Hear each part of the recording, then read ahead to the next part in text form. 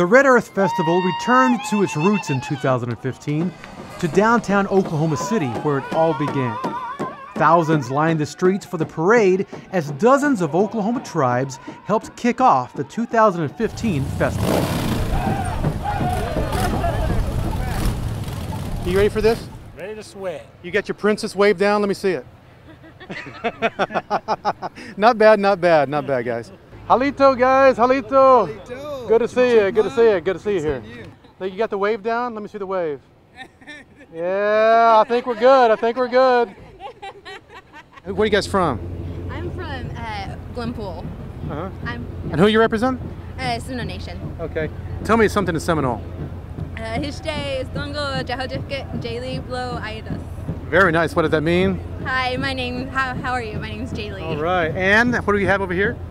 My name is China Chupko. Little Seminole action? Yes. Hinchjay Stongo, Johojifkedos, China Chupko. I'm a leggy that I chumbi, I'm a dog, Tom Palmer. I'm a jogger ball and Austin. Oh, very nice, ladies. You have a license for this thing? Yes, I do. I got it in a Cracker Jack box. Okay. If you're not able to perform your duties, are you ready to step in? Yes, I am. Okay. I don't want to know. All right.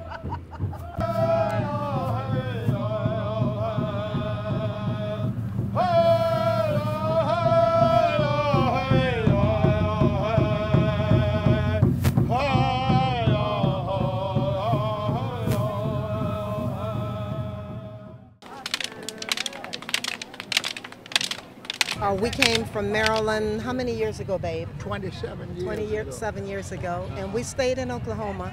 Well, we're glad you're here. Thank you. You guys, I mean, you seem to be really enjoying this parade. I saw you laughing and waving. We did. We really did. We think it's beautiful. We love the different tribes, and we like some of the messages they present. So we're just glad to be here. Just glad to be here. You look like you're having a great time over there. I mean, I love you took a lot of pictures, I guess. I did. And I saw you waving at everybody. Yes, I enjoy Indian festivals. I love the culture. Well, tell me why that is. I grew up around people that have Indian culture, and it's been very exciting for me. It's always different to learn of other cultures, and it's beautiful.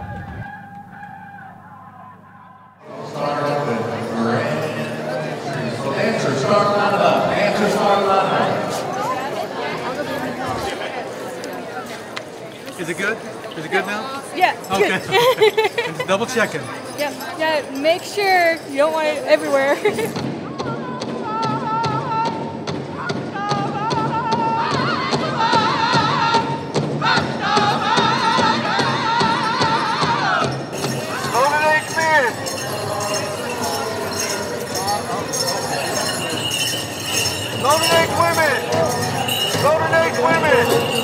Our royalty from different celebrations. How about a big round of applause for our royalty?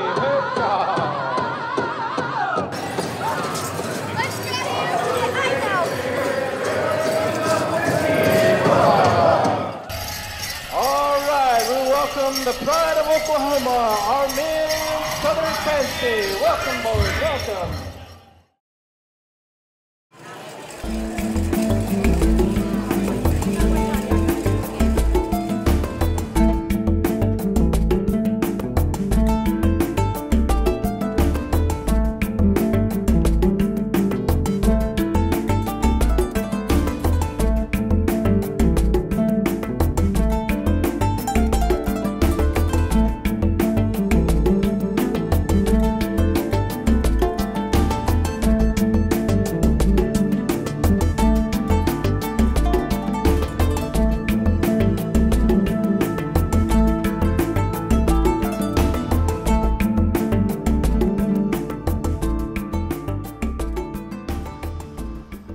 The Red Earth Youth Art Competition draws students from all over the state and features 7 different art categories.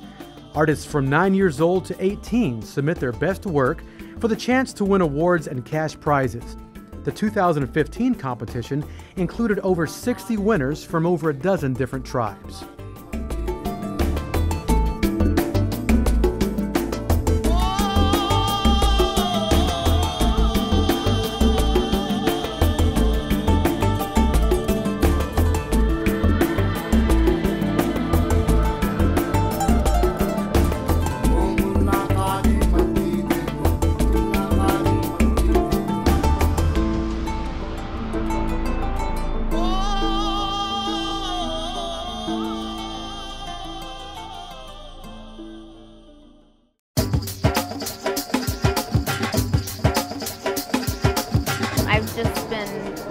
art since I was a little girl, ever since I could hold a pencil.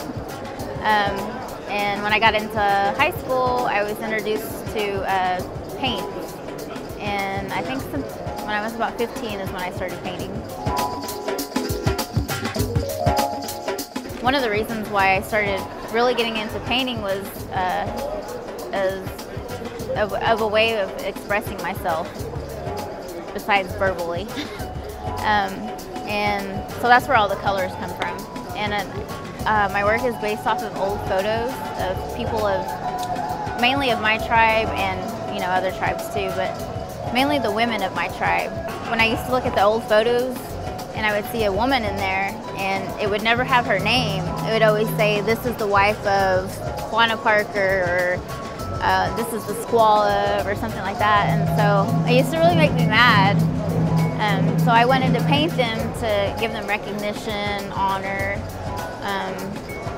just to give them a voice. I don't want us to forget who our people are and who came before us, and so, or forget what happened to us. And I just want it to all show in the face.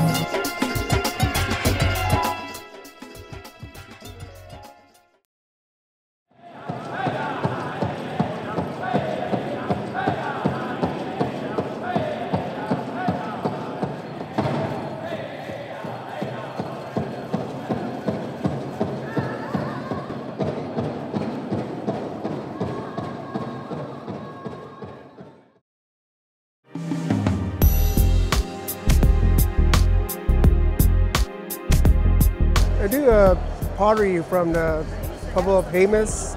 I've been doing this since I was 9 years old. Most of the Pueblos do the storytellers. They're known for telling stories about our history and our traditional speaking, our traditional dances that goes on in our Pueblo. So it's known for like our work, our storytellers, that they have their mouth open and they tell stories to their kids or their grandchildren or whoever, or they're singing to their kids. We dig our own clay and our paints are from the mountains. So everything's natural, everything's done by hand. This one's an international storyteller. It has different races, different kids, color of their hair, and they're white and gray hair. It's a grandfather. It's like a history for a Pueblo,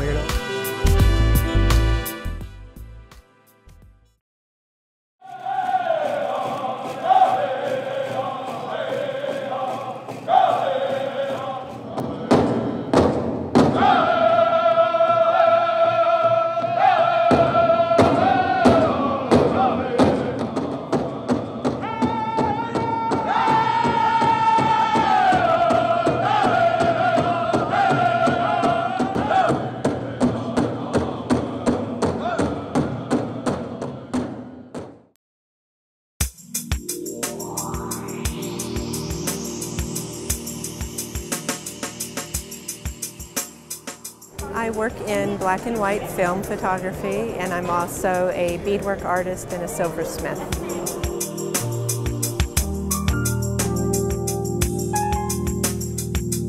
Going into the darkroom, watching the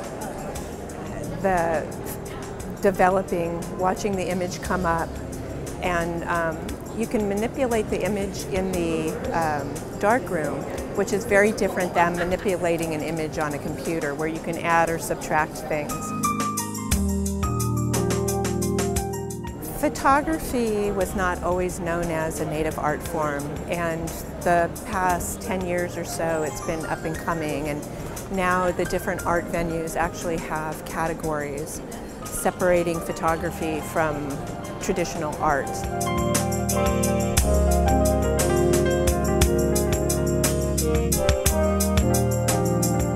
The other medium that I work in is beadwork.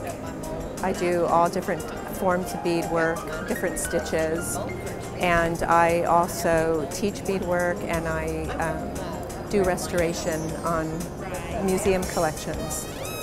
So as I do my beadwork and travel around the country showing my beadwork, I am then able to photograph. So it lends itself to both mediums.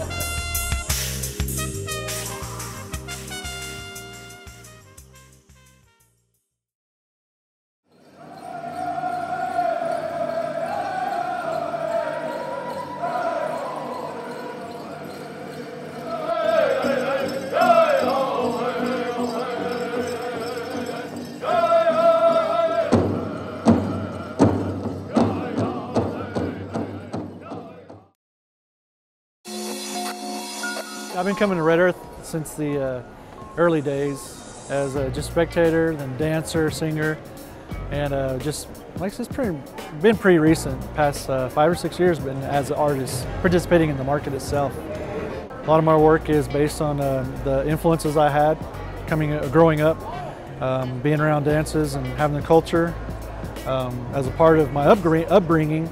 That has influenced my subject matter in my paintings.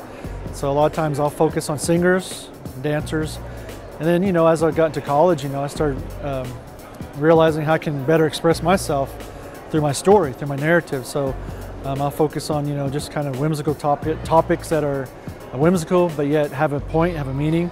My favorite medium is acrylic on canvas, and of course I do beadwork, and I do printmaking, and I do all those other things, but it seems like drawing was my first passion. I've been drawing forever, and so that just kind of led into the drawing, the painting aspect of what I do. So I think drawing is my foundation. Along the way I'll learn how to do these other things like beadwork, print make, but it leads me to where I'm at today, and it's acrylic paintings. Acrylic, 2D, mixed media, watercolor style work is that's where my passion lies, and that's what I focus on primarily. This one actually has been in my mind for a number of years, because back in the early 90s when I was at the Institute of American Indian Arts, I was introduced to some ideas that made me think and challenge, really, okay, what does Redskin really mean, you know? We grew up with the Redskins and motifs and just kind of seeing all that, and really maybe not paying it much attention or paying much mind to it, because, you know, we're Indian, maybe it gives us something to associate to. But yet really when you delve deeper into it, and what I was learning when I was at IA was that there's more to this Redskin idea than just it being a logo and a name of a team. So I started like being exposed to different thought processes on what this really means to me as an Indian person. And then when I found out what the term came from, I was like, I'm pretty offended. I was like, wow, you know, I just never really thought about it. So when I heard the original term and where it came from, it was on the bounties of Indian people. And you actually see the newspaper clipping from 1863 in the Winona Daily Republic from Minnesota, and see where this all came from. I said, 1863? That's a long time ago, but really it's not. And you had this kind of stuff happening. I mean, you knew all this stuff was happening, but just to see it in print, you know, just the realization of it being right there, and this term and how the Redskin term was being used. And one of my professors told me, I said, you know, it got to the point where they were taking all these bounties on Indians, and the street was just covered with blood, the skins being piled on top of one another. You can just imagine the kind of the carnage, so to speak, of this. And they were just saying, put those Redskins over there, put those Redskins over there. It wasn't the color of our skin, it was because of the color of blood. So anyway, all that had been like manifesting in my mind. Okay, I want to express this somehow, but what's the best way for me to do it? And so it just so happens last year, 2014, I was asked to illustrate for an article. A student had wrote an essay addressing this very topic about mascots. And so I had a short time to do it, but I was just passionate about this idea. And I said, okay, here's my chance, here's my opportunity to do this. And so I wanted to use the iconic image of the Redskins logo, but at the same time, reference the fact that, you know, they were collecting our skins basically. And so when you see this Indian head with no face, I mean, he's got the underneath showing, just all the membranes and stuff. To me, that's referencing that scalping, those bounties that were taken on Indian people, on our lives.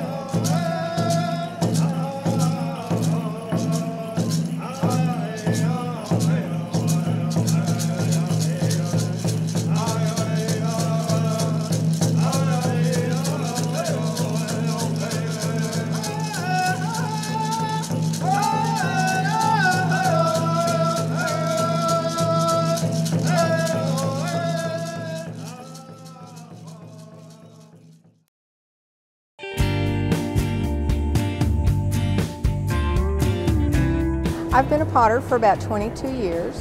I like to throw my work. I throw stoneware on the wheel. I use a white stoneware, it's commercial clay. And once it's finished, then I wait for it to get just leather hard, and I apply several layers of black underglaze, which is a liquid clay slip, and then I let that dry and I carve. This piece is a lidded jar. It has the raven on the front in flight, and the name of the piece is Flight. It has 3 feathers on the back, and then a feather on the top, and inside is bright red. If you look closely, you can see the marks of the tool, because this was all black, and then I used the little stylus to carve. And I have to draw the picture on first with a pencil, so that I know where I don't want to cross my lines. This one is telling the story of a Choctaw maiden who's gathering bark from the tree that is used for medicine to make tea. I'm interested in the totem animals that Native Americans have used throughout the years for either spiritual reasons or just for luck in their own lives, or things that they believe the spirit animal protects them from.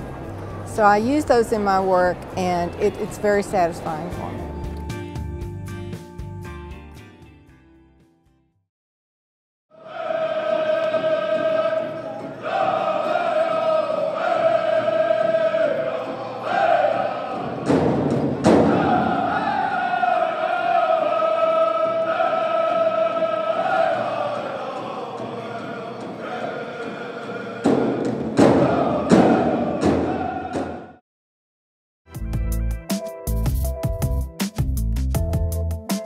I mostly specialize in beadwork, but I also do a lot of baby stuff. So I do onesies, headbands, moccasins, baby moccasins. I like to do regalia, baby regalia, like this one right here. Little girl regalia. I have 2 boys, so I really like to do girl stuff. You know, I try to think of, like, a lot of times women before, they would wear their best dress. They would wear their best dress to a dance. So I try to find something, each item that I make, I try to make it the best dress. So even if I'm making 4 dresses, I want them all to be the best dress. What I do try to do is picture or take dresses from old black and white photos and picture them now, and try to modernize them using modern materials, a little bit more flashy materials, but I still try to keep the traditional look. I dance myself, but I really enjoy seeing my beadwork out on the dance floor, the powwow arena. It just puts a smile on my face to see somebody else enjoying something that I created. I use a lot of different materials, I try to mix it up a little bit, so I'll use shells, I'll use bugle beads, I'll use crow beads, I'll use cowrie shells, dentilium shells, replica elk teeth. I'll mix it all together to make different items. So the outcome of my dress is really mixed. It's not, you know, it's not really uniform. It's a lot different than a lot of people's dresses.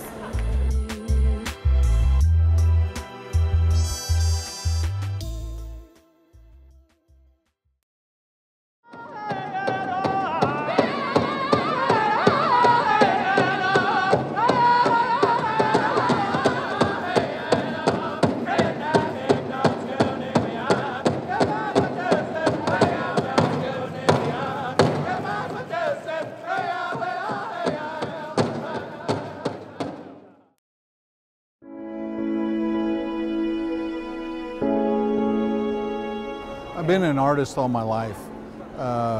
Crayons were my first love, and I still am a colorist. So, but in high school I learned mechanical drafting, and I found the measuring, spacing very appealing to me. So I've maintained the drafting in my art as well. Find my inspiration being the memories I have of being in the village, watching the dances, remembering the smells, the cooking and stuff like that. We're never far from our culture as long as we keep ourselves involved in it. My involvement is with my art. That's how I stay involved with my Pueblo tradition. My calling is as a messenger.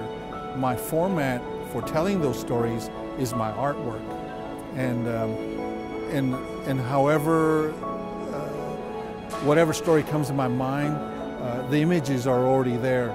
Sometimes all I need is a word, and then something is created from those words.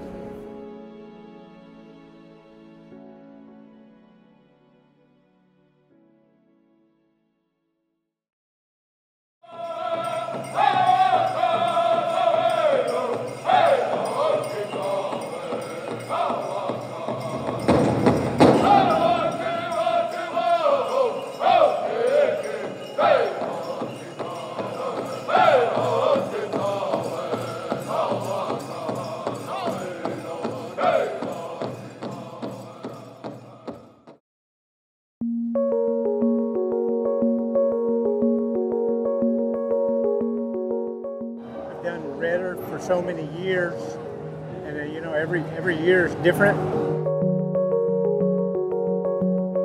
A lot of times the ideals come so fast, there's really no time to put them down. You have to work really fast. That's why I work in a water medium, because it's really quick. Allows you a variety of techniques and styles, and it allows you to pick up new styles and continue to reinvent yourself as an artist. So next year you might see different kind of techniques and different kind of styles.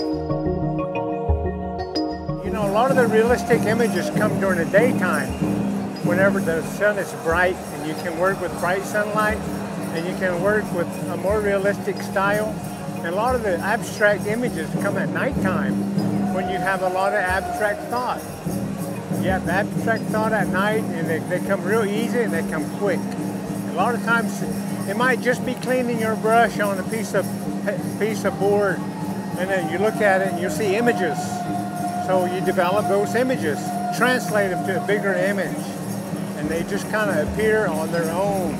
I grew up in a different generation than what it is today, and to me, in this generation, it's like living in a totally different country as opposed to the generation I grew up with. So I like to do a lot of images that reflect my generation, back in the 60s and 70s.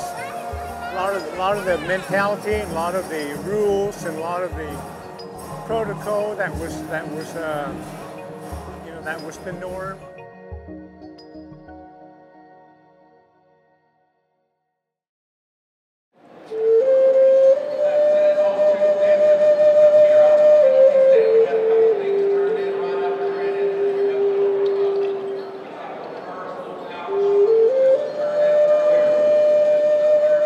Share our stories, some of our stories that we can in a public setting today. We want to teach you, we want you to enlighten you about what's going on. It's just not colorful clothes and hopping around and dancing that you see.